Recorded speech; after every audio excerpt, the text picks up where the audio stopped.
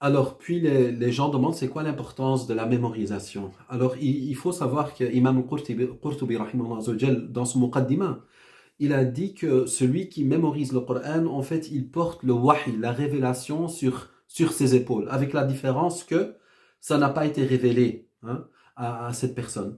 Alors maintenant, c'est pas seulement la mémorisation du Coran, mais c'est aussi mémoriser le hadith et mémoriser les mandumat al-ilmiya. Et j'ai déjà constaté que beaucoup de tulab al-ilm ne veulent plus mémoriser, parce que la mémorisation, ça a besoin de beaucoup de temps. Alors, si quelqu'un ne veut pas mémoriser, alors il va jamais être un alim. Par exemple, tu demandes à quelqu'un, c'est quoi le kalam? Yani, c'est quoi le kalam? Juste le kalam. Peut-être, yani, il va oublier s'il ne connaît pas l'ajrumiyya. Il dit par exemple, الكلام هو اللفظ المركب المفيد بالوضع وأقسامه ثلاث اسم وفعل وحرف جاء لمعنى فالاسم يعرف بالخفض والتنوين ودخول الألف واللام وحروف الخفض وهي من وإلى وعن وعلى وفي وربا والباء والكاف واللام وحروف القسم etc.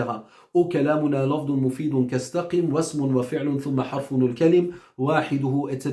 comme dans Alfiyat ibn Malik. Alors si une personne ne sait pas ça, comment, si tu lui poses la question, c'est quoi usul al-fiqh? Elle doit penser.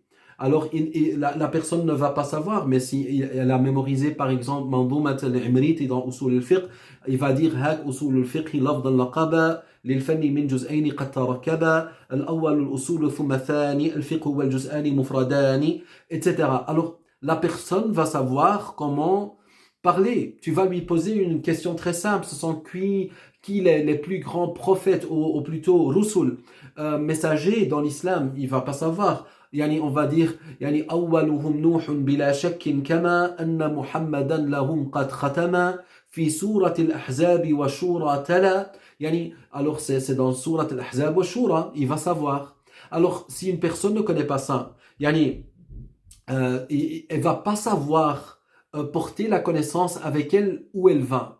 Alors ça c'est le problème. Et si maintenant on demande c'est quoi le hukm du sahir par exemple, tu dois penser, mais si tu as mémorisé السحر حق وله تأثير لكن بما قدره القدير أعني بذا التقدير ما قد قدر في الكون لا في شرعة المطهرة واحكم على الساحر بالتكفير.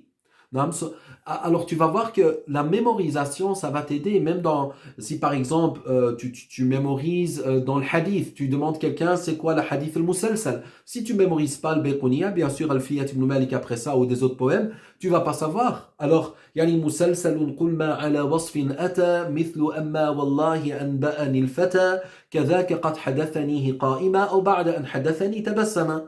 Alors tu vas pas savoir.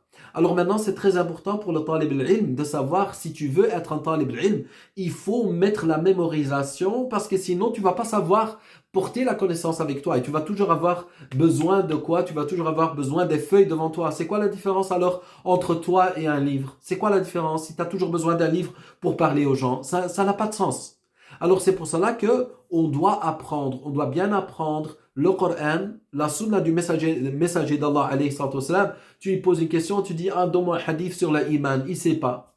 Non? Alors il peut dire par exemple l'imanu as-sabr wa sanaha, comme dans le Musnad d'Abi Ya'la. Alors si maintenant tu n'as pas le hifd et tu veux pas mettre le temps dans le hifd, comment tu vas devenir un alim? Tu vas jamais être un alim.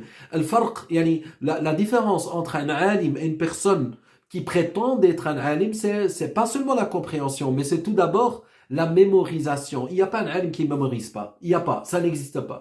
Alors si tu vois comme Ibn al-Qayyim rahimahullah, il avait écrit son livre Zad Ma'ad pendant qu'il était en train de voyager. Pendant qu'il voyageait, il avait 2 livres avec lui et tout le reste c'était de quoi? C'était de sa mémorisation. En bref, il n'y a pas la connaissance sans mémorisation et il n'y a pas la connaissance sans compréhension. Et les deux sont aussi importants que l'autre. Wallahu subhanahu wa ta'ala a'lam. Wassalamu alaikum.